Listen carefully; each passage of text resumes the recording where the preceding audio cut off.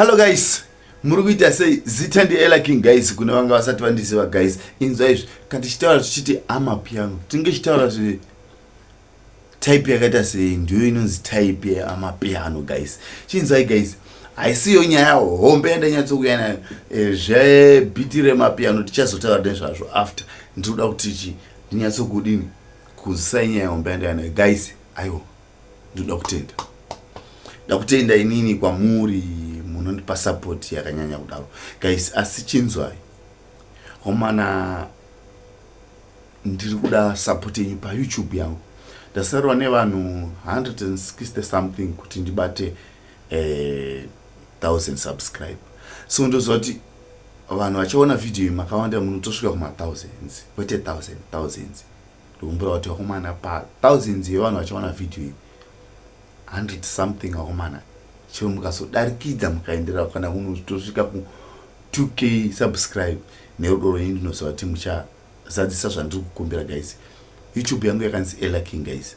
Zita ramuri kungoona manyoro rakaita zita ripa uka pa Facebook papa ndo zita rene YouTube channel yangu guys. Muenda munosupporta chero mukatarisa pa profile uka Facebook yangu ipa mukangovhura profile muchatona pakanzi watch, ukabaya ipapo pakanzi watch ipapo inotokuendesa kupi ku YouTube kwangu guys. Ndinokumbira support, ndinokumbira support yakaita sei neku TikTok kwangu, ndinokumbira support. Zita ndiro Ella King handichinje kwesene ku Instagram, but chiombe chandauyira kwamuri guys YouTube yangu. Ndinokumbira support pa YouTube yangu guys.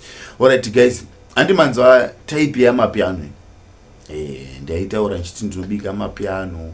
So ndichaenda beat by beat, ma type ya beat ese ndikuda kunzwisa type ya beat ese ndinokwanisa kudini kuita. So aya ndiwo amapiano guys.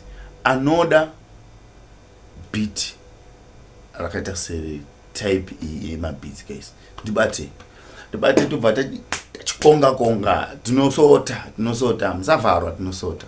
Ndozviziva zvangu kuti handigonere munhu wese, asi vandinogonera imimi ndinokusoterai, mukasvika ndinokusoterai, asi ndinoda mari omana. Ini ndiri mumwe munhu anodisa mari omana. Kana ndatokuitira beat omana ndinoda mari, ndiri munhu anodisa mari. Saka muzvizive izvozvo, muchandiregera hapana dzemari, muchandiregera omana ndoidisa. So guys, chiregai tite so ndoda kuplaya chibhiti chiboza vamwe muna kuchinzwa zvakanaka. Saka ndoda kuti chinyatsokutanga chisounda munzwe sound yacho yakamera sei. But ndinokumbira please, kana uchiteerera sound yangu omana usangoshandisa phone chete, chimbotsvaka kana ma headset kana kumbobayira pa speaker. So ubayira pa speaker uchinzwa sound iyi ugozondiudza kuti sound yakamera sei, because pa phone hauzonzi zvese omana. So guys, regai ndichidzemure muchinzwe inini.